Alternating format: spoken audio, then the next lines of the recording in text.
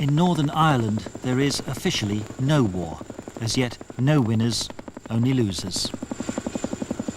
Nevertheless, it remains Britain's longest-running conflict this century. So far, grief has come to the families of more than 630 British soldiers killed in 23 years of fighting.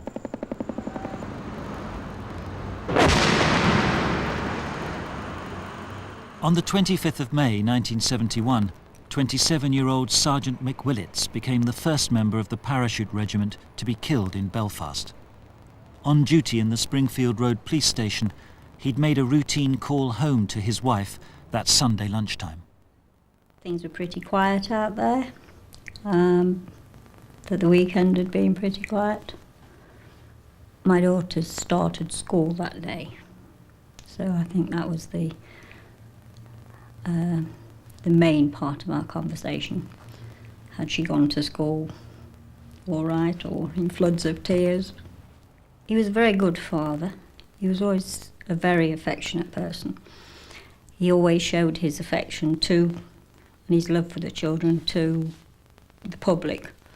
He wasn't frightened of people knowing that he was the father of those children and that I was his wife. He was always very proud of us.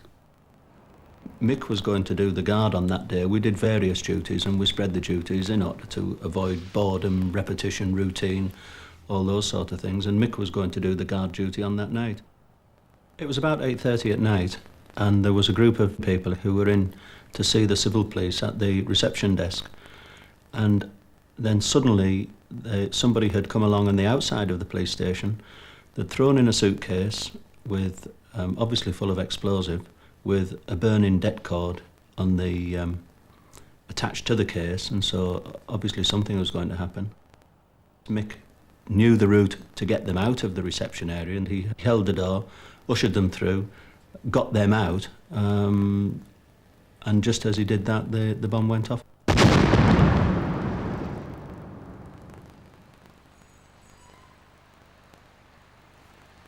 And as the dust settled, as it were, Mick Willits was found to be mortally wounded and was whipped out quite quickly round to the Victoria Hospital. The knock came at the door, the family's officer and the Colonel's wife at the time were both stood there and said that there'd been an accident. So they came indoors and said that Mick had been in an explosion in Springfield Road. They weren't too clear at that stage on how bad the explosion had been, but her husband had rang and said that they were to arrange for me to fly out to Northern Ireland later on that evening. So everything went into plan for the children to be taken care of and for me to get a few things in a bag. And off to Heathrow we went. I was hoping really that it wasn't going to be the worst, but you know, as you spoke to people and the picture became a little clearer, you realised that that he was obviously bad, and the more we learned within sort of minutes and hours of while Mick was in hospital, that it was going to be serious. We were taken into the VIP lounge at Heathrow. I remember thinking to myself, we seem to be sitting here a long while. As I'd been told on the way up that it was most important that we got out there. The door opened and the family's officer came in and said it was too late. They'd done as much surgery as possible on Mick, but he died during surgery.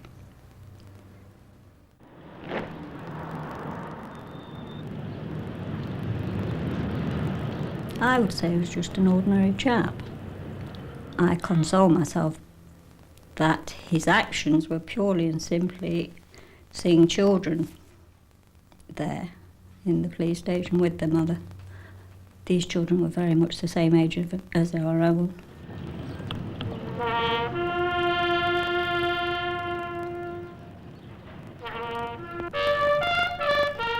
He thought there was a bomb in the police station, and his main thought would be to get those children and that woman out.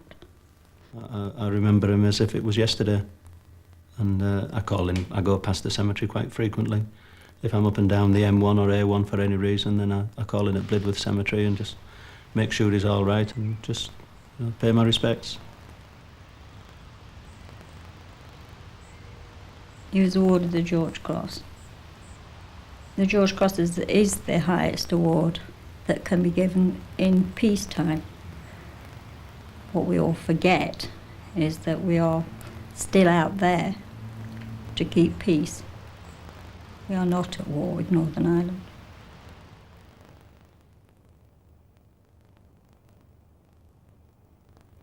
Yes, he deserved that.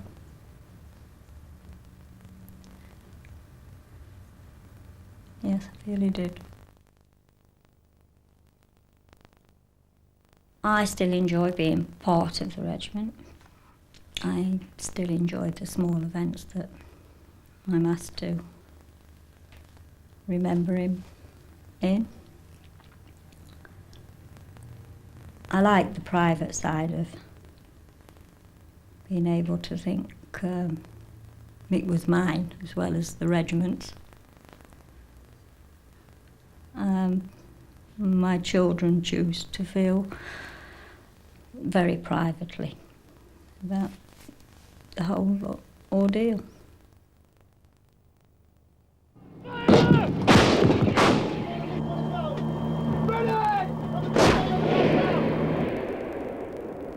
Right now, I feel sorry for the people that are remaining on the enemy side because we're going to wipe them out. It's just a matter of time. We're going to walk through the country and liberate Kuwait.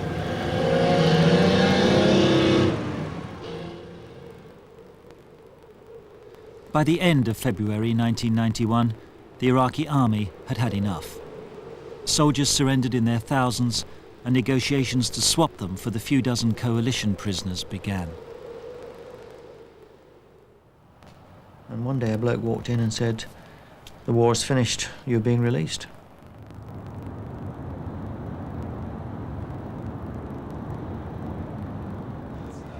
We realised we were free and there was no chance they were going to pull us back. And then it was like a dream, and I just wanted to talk to my wife. That's what I wanted to do. At any time during that captivity, someone could have put a gun to my head. As far as I'm concerned, the way I look at life at the moment is I'm on borrowed time. When I resigned myself to dying, my feelings were, I've had a good life. I've done an awful lot with my life for someone who's 23-year-old at the time. If I die now, then I've probably done more with my life than a lot of people will ever do. I've had a good run. But I doubt if very many people even know how many people were killed in the Gulf.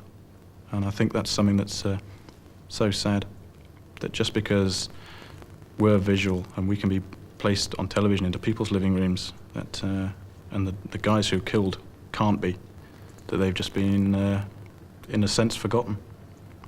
And their families. Should they be remembered? They must be remembered. At the end of the day, I'm sat here, I'm fit, healthy, mentally and physically. They're not. Their lives are finished, and they have left families behind, wives, children, parents, who are still living with this. I'm not living with it anymore, I'm over it. But they're still living with it.